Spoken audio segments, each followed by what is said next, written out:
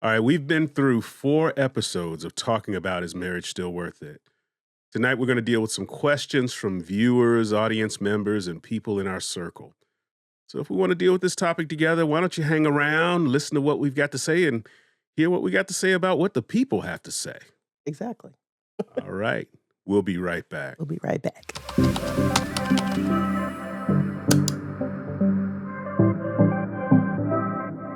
What's up, Safe House family? What's up? We've been on a ride for these past few episodes. My God. People got a lot of opinions about is marriage still worth it. We had some very affirming commentary. Yes. Had a couple of hot takes. Hot takes? Oh, yeah. Yeah, Even some, negative. That's what I mean. That's some really hot takes. Goodness. I mean, some of you really liked some of the ladies' points of view. Others had some choice words. Yeah. But, everybody don't have to agree. Everybody does not. And that's, part of the beauty of being online and sort of doing this way is that we're going to run into diverse opinions and diverse points of view. Yeah. And that's what makes us better, so we don't necessarily have to agree to get benefit. Yeah. So today's episode is really, we usually do this sometimes, but it's going to be the Safe House question and answer. Another Q&A. Yeah, another Q&A. So we've got a bunch of questions lined up, and we may even freestyle on some of them. But we got some questions lined up from some of the viewers that we're going to deal with tonight. So what's one of the questions we're going to start with? So one of the first questions is since we've been discussing, is marriage still worth it? Have any other responses surprised us? Yeah.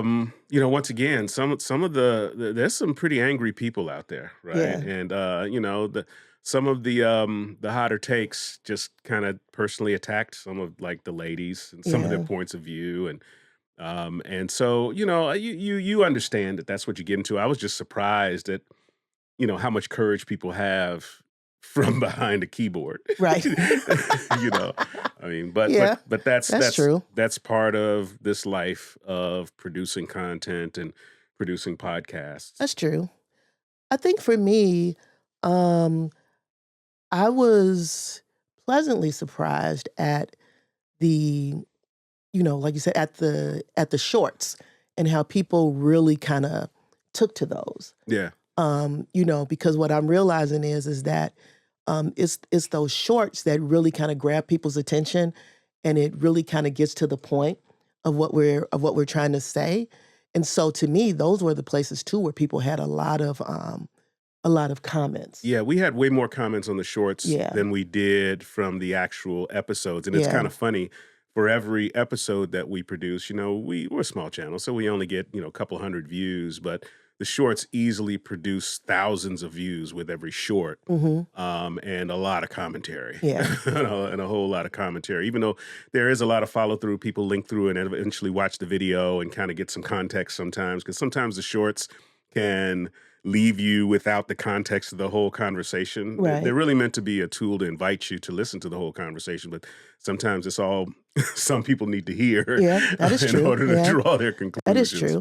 But I think that's a good thing. Yeah. I think the other thing too that was really good is that we could tell that there's still, that there are people who still desire to want to be married. But I did think what was surprising was that maybe because I just haven't dated in such a long time is just all of the calisthenics and all of that stuff that's just involved in trying to even meet the person connect with the person, and get there. And it's kind of funny too, because like I said, there's a lot of, this is probably the one thing we don't talk about too, is married couples, but there's a lot of calisthenics in staying together. There is. There's calisthenics and staying together. It's work. And it's compounded when you have one or more of the persons in the relationship or situation or dating that's Christian. It's compounded by that, right? And there's expectations that get created and disappointments that Oh, occur. You yeah. know, a lot of, man, I thought you were this type of person, or you present yourself as this type of person, Mhm. but really you're dealing with these demons, right? Yeah. Which unfortunately we're all in that state. I think the true confession is we all have some level of thing that we have worked through, are working through, or something like Mhm. that. But I think the dating situation where, once again, we show our representatives, those Yeah. representatives, we tend to place those representatives out there to sort of shadow the things that we're dealing with for Yeah. real, That's true. but at some point you can't hide that. Yeah. So those were like a couple of the things that I was really kind of surprised by, Yeah, you yeah. know. Yeah, I was surprised, in this environment you often hear about ladies not sort of owning their role. Yeah. I was very surprised at how much the ladies just owned their own thing, right? Yeah. They were like, "Look, I have this issue. I need to correct this about myself." Yeah, one commenter said about one of the young ladies about a recent short she did.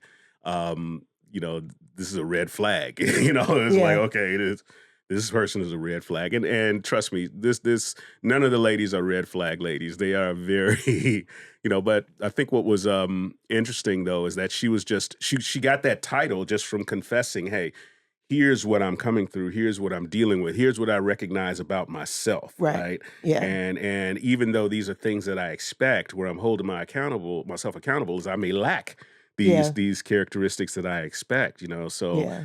I was just very surprised, but pleasantly surprised Mhm. at how open and honest the ladies were Yeah. about their situations. And plus too, I thought it was important that they would be that way, Yeah. because I think that kind of took us to the next question was, like I said, we had a panel of women who were in their 30s, Yeah. and you had Tahana Yeah. who's a widower, Widow. Yeah. and then you had Tamika, she has a kid, and Tahana has children too, and then you had Dominique who's never been married and she doesn't have any kids. And so obviously when they're in that age group, they have a perspective. Yeah. And so one of the questions that just kind of came about was, are we considering doing another episode where men get to say their piece, obviously, Hmm. and if there was a way for us to have a forum where, and it could be on the same forum, I guess, where you had older women, Hmm. because once again, when you're in your 30s, you're thinking about it a little bit differently. When you're in your 50s, there's a different set of things, that you're thinking about. And even to have a place where people who want to get remarried, you've gotten divorced, Hmm. or whatever. And so once again, that's a completely different playing field. So they were just wondering if we were going to just have a panel with people that could really kind of talk about what it's like in that space. We are willing to do whatever, right? We're Yeah. not we're not on a programming schedule. We're not NBC or CBS.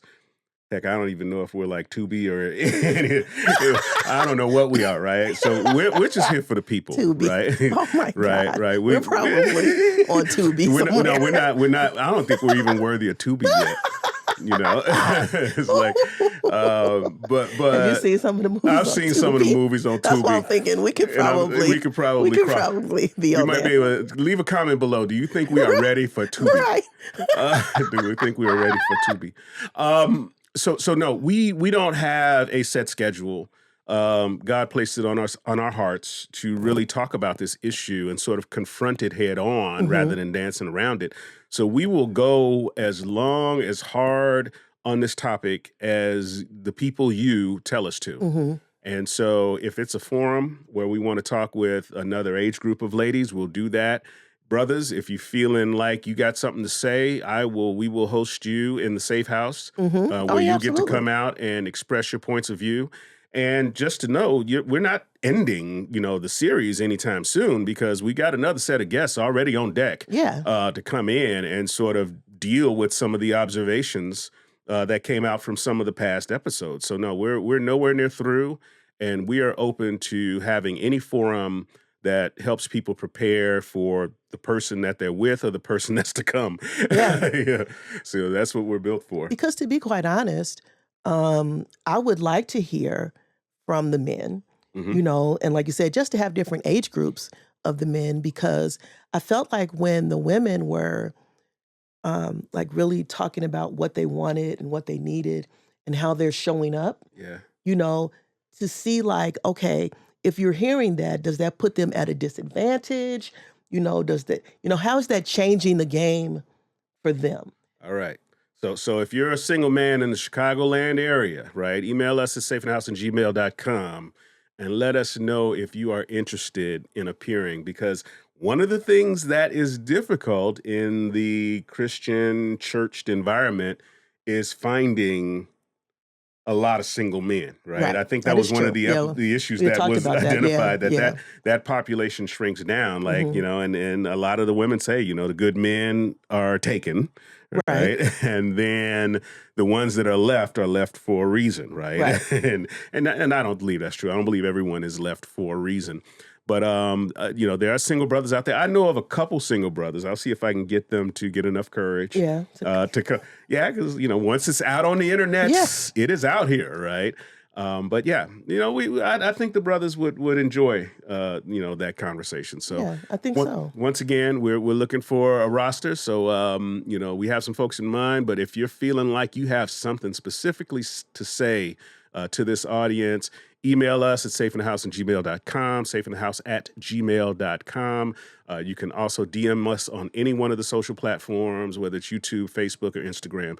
And we will receive that, and we will consider your offer as we put together the male episode. Yeah, I think like I said, I'm interested to hear the male perspective. Yeah. Because, as they say, it's hard for a player out here. Yeah. I'm from the old school. Yeah, and I'm like, oh my God, they're probably going to say that anymore. And you got that phrase actually wrong. Oh, I'm the queen of getting phrases wrong. Yeah, What's the phrase? It's hard out here for a pimp. Oh, sorry. Oh, okay. Well, I don't know. I like player better. I don't know. Pimp just I don't know. I'm going to go with mine. It's hard out here for a pimp. Yeah, I like player. Yeah, I know. Yeah, that's the softer. That's the Christian version. Yeah, I was going to say. Right. Really, yeah, babe? Right. Really? Yeah, I do. I like that one better. Yeah. All right. That's why I love her so much. It's a beautiful naivete. Yeah, I'm like, I thought that was right. I'm like, who knew? Well, of course you knew. Yeah. One of these days we'll tell you the story about her misuse of the term snow bunny. But that's a different episode. We will digress from that. She misused that term pretty egregiously. Let's just move on to the next question. All right. What else do we hear? This kind of goes back to the Lady Speaks episode. And so one of the things that was very clear was that that you could see a shift in how women were preparing and showing up in marriages. Whether it's in the relationships or whatever. Because, like I said, now you have these independent women, they have jobs, and so their mindset is different. Like I said, when we think about traditional marriages. So the question was, do we think that shift is social, economic, or is it a spiritual shift? So I'm gonna go out a limb here, and I'm gonna sound like I'm talking out of both sides of my mouth, right? The traditional wife, and in some circles they call that the trad wife, right? The traditional sort. What I hear when I listen, especially when I listen to those ladies and other ladies that I discuss things with, and even other ladies that I really respect. There are women that I know that are senior pastors, that are very high up in ministry, that went through the singleness process.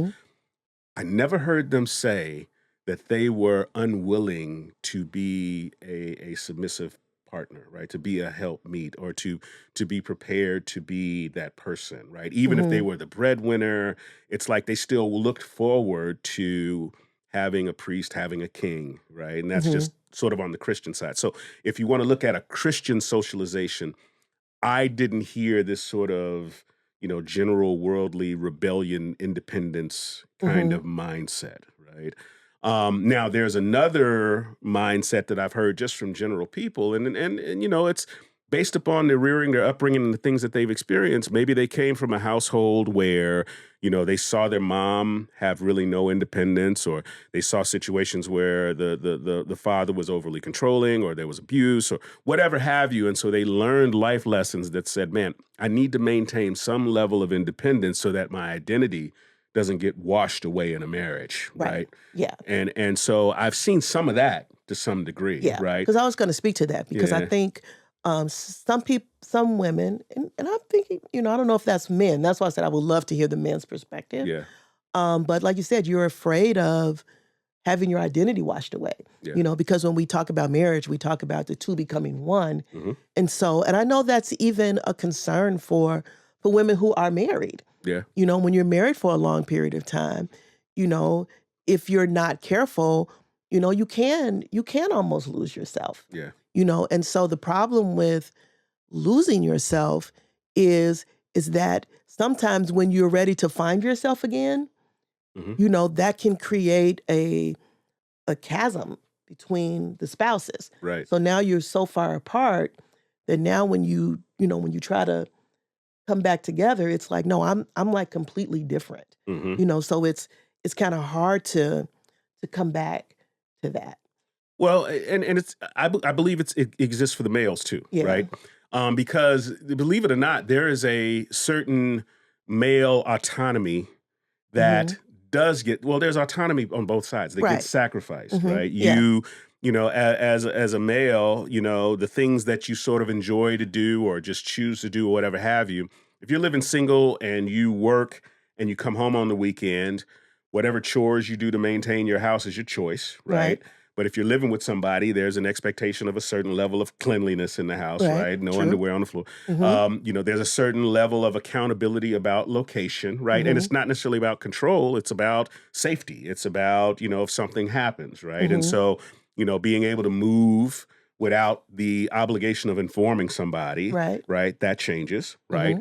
Being able to choose to do irresponsible things, even though what happens is the consequences of those irresponsible things now fall on multiple people, right? Versus I can choose on my own to say, hey, if I'm working this kind of job where I don't have sort of PTO or whatever, I'm just going to I'm going to skip today's pay and I'll figure it out on the back end. I'm going to stay home and play Call of Duty, right? Because I haven't hung out with my clan bros or my guys or whatever, right? And guys sometimes make those decisions and decide, okay, I'm just going to eat ramen noodles for a week, or, I figured out how to boil hot dogs for a week, or I'm going to bum off my mom, whatever. You can kind of do these sort of irresponsible, kind of loosey-goosey things, knowing that no one else bears the consequences but you. But once you get married, you do start to lose that identity, even though it's probably not the most positive identity. You lose it, right?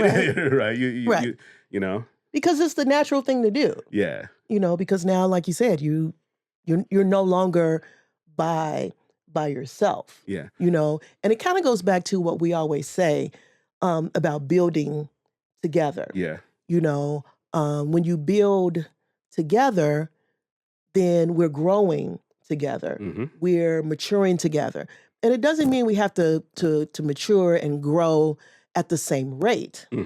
But we are growing and maturing.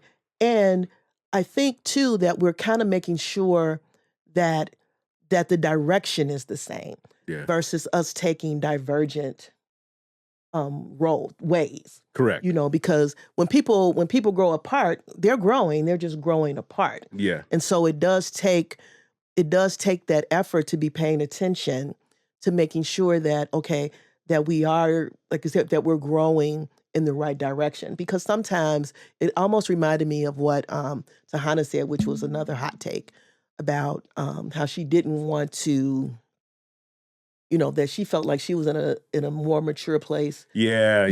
Spiritually. And it was funny. It was like you had a crowd that was like, we love this. And then there was a crowd that was like, we hate her. It was right. But what I understood about what she said and what made wonderful sense is she's like, look, I understand the consequences of my choice. If that shrinks my pool down to this, then I trust God. Right. And so let's flip that and say that's what I've already married you. Yeah. Okay, and we're together. And now I've grown by leaps and bounds spiritually. Yeah. But you're still this baby in Christ. Yeah. Now what do I do? Yeah. I can't just be like, okay, now some people do. Some people be like, listen, God has called me to a higher realm and you still in the lower depths. And if you holding me back, then we can't be together or whatever. Because some people do use that as a reason to kind of break camp. And so I'm just saying that does show up in marriages. Yeah, I just don't know if it's universally true, right? I agree with that. I think every situation kind of stands on its own. Yeah, I agree with that. If the spiritual chasm is such that, okay, one partner is into toxic behavior, right? And so there's substance abuse involved, there's physical abuse involved, there's complete misuse of resources, there's just things that create toxicity, right? Then maybe okay, I can understand. But if it's a situation where the pace isn't as in parallel, right? Or someone's lagging behind, right? Yeah. It's not to the point where it's creating toxicity. They're just not where you want them to be. Right. That's a good point. That's a different story, right? You believe they should be here and they're not there. They're not bad. The Bible talks about how one spouse can cover another in a situation like that. It does say that. It has specific instruction around that. So there's not a way to get around it. But once again, when it comes to if you're getting abused, and it doesn't just have to be for physical abuse. You can if someone's messing with your mind, that's true. If they are shrinking your head, and you look up and you don't know left, right, up or down, then I will, as I've said in previous episodes, I will bring my equipment over and we can get you out safely. Right. No, that's real talk. But no, I just don't subscribe to just because there's a lack of parity in our path, that means we automatically get a pass and get to eject. So for the economic portion, do you think it's, like I said, when we think about just where our society is today, and so, like you said, the role of the man is to be the provider and all those different things, do you think it's, and so you do have women that are already coming in to marriages like, hey, I bring home the bacon, the toast, and the eggs, and all of that, So where does a man kind of fit into that? If the woman is already, like I say, even in listening to the ladies, I mean, they're pretty well established in whatever they were doing. Right. So if I was a young man, a brother listening to that, I'd be like, dang. Well, everybody had degrees. Right, Two of them were bosses, right? What I mean? So how do I, what am I bringing, what am I now bringing to the table? Because once again, that's a shift. It shifts the man. It does. And, look, I have a fraternity brother who is married to a very successful engineer. And I mean, super successful. And they live a successful life. But the thing that I admire about them the most is, and I can't count his pockets, because he's not a slouch. He's an executive, at a financial institution, right? So, but they live a class of life. You know what I mean? But he acknowledges that there's some disparity in terms of the income. But I never ever get the impression that she ever hangs that over his head. I never get the impression that he is nothing more than the king of his house, right? All the children look at him that way. The wife looks at him that way. When we're around them, they behave. He is the king and priest of his household, right? And so where the resources come from, and this is a fallacy that America has kind of, or just society has taught us, right? And it's a phrase, he who has the gold makes the rules, right? Right. I don't necessarily believe that, right? I believe that, there are people that bring the resources into the house that may be, breadwinners or whatever, but in terms of the hierarchy that God has laid down, he's not laid an income requirement around any of those roles. That is true. Yeah. So for the men, the question you asked, there's a Stedman for every Oprah, right? There is. And some men want to be Stedman. Let's just be honest. And let's be real. We're in a day and age where, we mistake femininity for nurturing. Yeah. Right. True. We mistake that the woman is the only one that's capable of caring for, maintaining, or setting a tone in a household. Right. Because that's what we've been taught. That's what we've been taught. That's what marriage looks like. Right. Right. That's what we've been taught. Right. But when it comes to us taking care of a garden, right? Mm-hmm. So we look at the garden, and Adam's responsibility was to take care of it, right? And so it wasn't just protection. He didn't just keep bad things away. Mm-hmm. He had to make sure things in it grew. Yeah. So there is a nurturing and a caring component of it, right? Providing enough nutrients, enough sun, enough, making sure the ground is of a certain character, right? So God puts those capabilities in all of us. So no, I think it's very, males are very capable of still being the role that God designed them to be, maybe not the primary resource generator for the household. Right. Look, when we got together, I was not the primary resource generator. That's true. Right. That's true. I absolutely was not by a large margin. That's true. By a large margin, right? And so if we'd have made a judgment based upon that at that time, or if you'd have even considered marrying me based upon that, it'd have been a nonstop, right? And then that is true. Yeah. Every place that we are now and everything that we have would never have happened based upon that judgment. So there's adjustments that can be made. Yeah. So we only got like a couple more questions. Another hot thing. Performance, PIPs. Yeah. I promise you, I'd never heard of that before. Somebody had the question about performance evaluations, because that's what it almost sounded like. So they were like, does this play into the idea or fear of them possibly choosing wrong? Or is it like a checkpoint to see how a person is showing up in the relationship? Like you mentioned earlier, like, okay, red flag. Yeah. So we real good about throwing the red flag. Yeah. When really, there could be a yellow flag. Yellow flag is like, okay, I see it, but I'm not about to say it's a red flag immediately, type of thing. But I'm just wondering, like, and I'm not saying that I don't think whether you're in a relationship or even when you're married, I wouldn't necessarily call it performance evaluations. But what I do think is that what we do need to be better about is checking how we're showing up. Yeah. What our posture is. Yeah. Because I think sometimes that's how we get in trouble. Are we humble? Are we kind? Are we compassionate? Yeah. Are we showing grace? Are we showing mercy? Yeah. All of those things. And so that to me is, if I was going to do a performance evaluation, I wouldn't do the performance evaluation on you. You do yourself eval. I would do myself to say, okay, how have I been showing up this week? Yeah. How have I been showing up this month?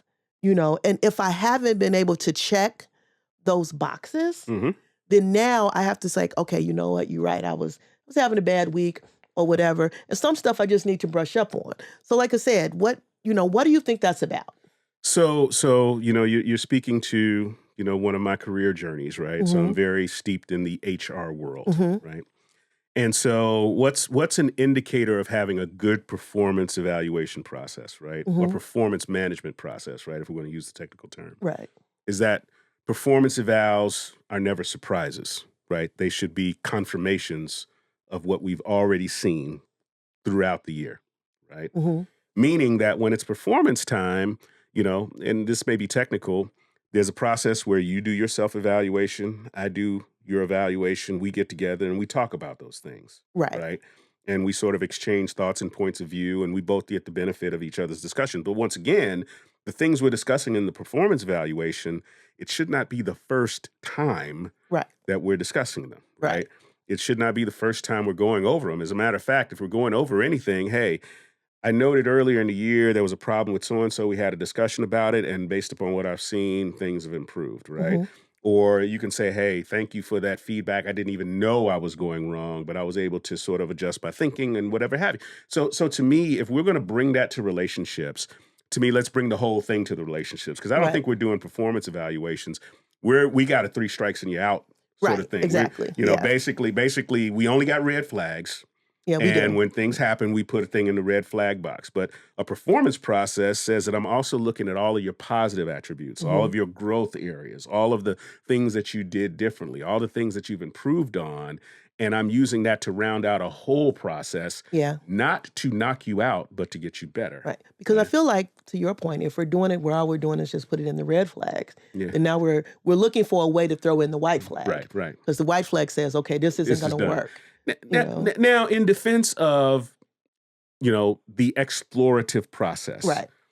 While we're exploring, I don't think this is bad. And I think exactly. we blur the lines on how committed and how connected we are while we're exploring, right? Because you often see people wanting to behave married while they're still exploring, right? Or have the commitment of marriage. Yeah. They want to, and they move through these stages and they want to start to experience all of the commitments of the deeper stage while they're in the earlier stage. When the real purpose of the earlier stage is so that we can disconnect without completely hurting each other. Yeah. Right? We can learn about each other, we can understand things, and then we can have a meeting of the minds about, okay, is this going to really work for both of us, right? So no, I don't think it's bad to have more direct conversations up front about where we may have challenges, right? And, the real challenge is how good are we at overcoming the challenges that we bring up? Because that'll be an indicator of the challenges that we experience when we get together. Right. Because also, too, like I said, it kind of goes back to one of the comments that, about arranged marriages and, and really having people assist you because you may not be choosing correctly. Yeah. You just have a habit of choosing wrong. The same person. And so that's an evaluation. People are like, but every time you choose, look where you end up. Look what you pick. So you may need a little help. Right. In that department. Yeah. So like you said, we kind of talked about that in one of the episodes too. Where one person said they would love somebody to help them. The other person was like, I don't need no help. Right. It's just one of those things. Well, yeah. I mean, if you feel like someone's treating you like a charity case, right? That, post so-and-so. Let's find them somebody to be with because they can't find nobody. Oh, woe is them. It's like, no, I don't necessarily need that level of help. And then you have others that are just more open to maybe someone else has a point of view that I can trust, right? Yeah. So that, I think both can work. But the person who asked the question, they did kind of like the whole concept of like you said, the self-evaluation. Yeah. Especially for couples who have, who are married.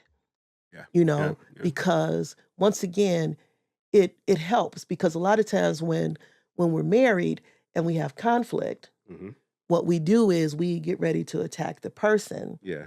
Instead of really starting with ourselves and saying, okay, how am I showing up to this conversation?